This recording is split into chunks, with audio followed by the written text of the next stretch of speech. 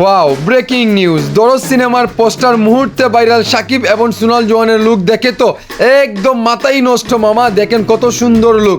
এর মাঝে আমাদের নির্মাতা অনন্য মামুন ভাই অনারবেরি ভাই ফেসবুকে একটি পোস্ট করেছে, বলেছে সত্যি কি সোনাল জোয়ান হারিয়ে গেছে? কি লুকিয়ে আছে এই দরদ সিনেমাতে? কি এমন চমক রয়েছে? ভাই রে ভাই, মাথা নষ্ট করার মতো একটি সিনেমা হবে আমাদের এই দরদ সিনেমা।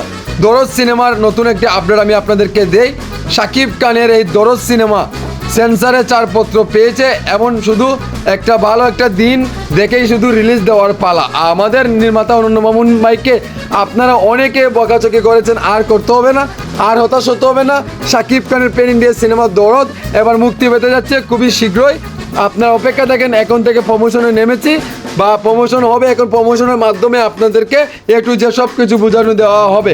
এমনকি আপনারা দেখেন এই দরদ সিনেমার পোস্টারটি দুর্দান্ত লেভেলে লাগছে। এমনকি এইরকম পোস্টার আর কখনো আমরা কোনো সিনেমাতে দেখি নাই। এই পোস্টারকে দেখে আপনাদের কেমন অনুভূতি হচ্ছে, কেমন ফিল হচ্ছে?